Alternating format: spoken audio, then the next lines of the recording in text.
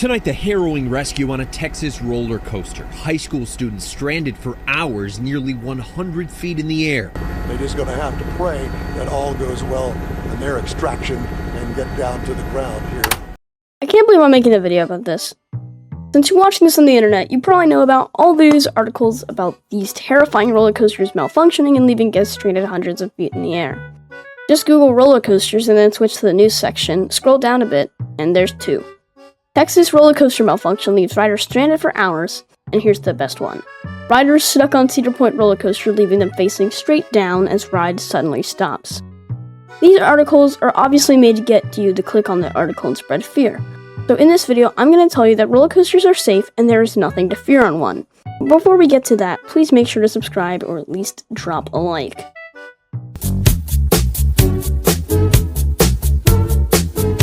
The first thing on a roller coaster that keeps you safe is anti-rollback. You know how when you go up a lift hill and you hear that? Well, that's anti-rollback. And while it may sound scary, it keeps you from rolling back down the lift hill to the station and crashing into a parked train.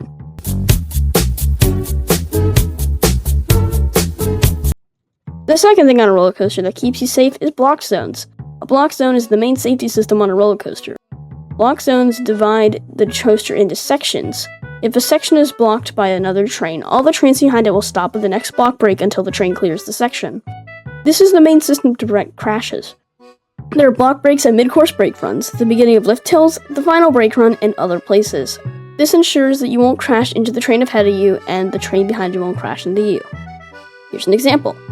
On Hagrid's Magical Creatures Motorbike Adventure at Islands of Adventure, there is a drop track in the Forbidden Forest scene that takes you to the next launch. If there is currently a train in the block section that starts with the next launch, then the block breaks at the drop track will prevent you from moving forward until the train arrives in the next block section. Backups on this coaster happen very often, as this happened to all 3 times I rode it.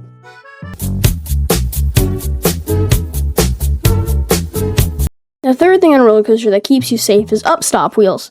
Upstop wheels are designed so that it is impossible for a train to derail. This is done by having a set of wheels on top of the track, a set of wheels below the track, and on the side of the track on both sides of the train.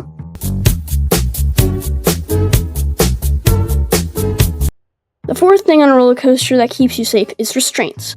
There are 2 main types of restraints, lap bars and over-the-shoulder restraints. Lap bars come down onto your lap, whereas over-the-shoulder restraints come down over your shoulders. Lap bars allow your upper body to be more free, whereas over-the-shoulder restraints allow your lower body to be more free. But they are both equally as safe. Lap bars are usually used on roller coasters that don't go upside down, like at Disney World, but recently I started to be on roller coasters that do go upside down, like RMC iBox coasters. And a new variation of lap bar, dubbed the over-the-shoulder lap bar, has been put on Intamin Blitz trains and Mock Rise trains. Over-the-shoulder restraints are seen on older inverting coasters and on B&Ms. B&M uses over-the-shoulder restraints so that your legs can dangle in the air without a floor. Probably wouldn't be doable, or at least not work well with lap bars.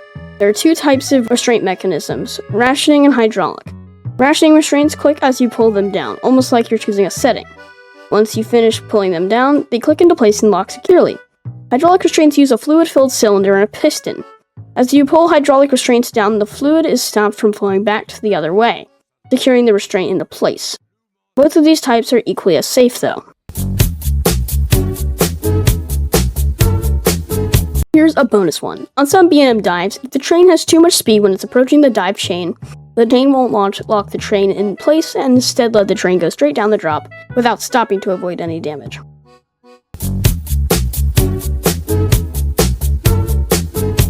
The fifth thing on a roller coaster that keeps you safe is brakes.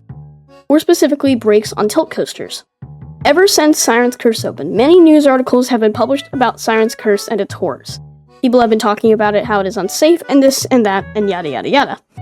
I am making this video because I was watching an episode of Airtime Thrills Buy or Sell, and one of the pitches was that the sales of the Vekoma tilt coaster will decrease because of the general public becoming scared of tilt coasters. A lot of these articles talk about how terrifying these tilt coasters are and how unsafe they are. But everything about them is safe. The tilt track has sensors and brakes to make sure the train is held in place and you won't go off the track while it's tilting. Now I'm just going to do a little bit of a rant here. Do not listen to the news. Roller coasters are perfectly safe. The news is just trying to spread fear. The chances of you dying on a roller coaster is 1 in 150 million. You're more likely to get struck by lightning or die in a car accident. Alright, thank you for watching this video. Since my last video did pretty well, if this video gets 50 likes, I will make a part 2. Make sure to like and subscribe, maybe leave a comment, and see you in the next video. Goodbye.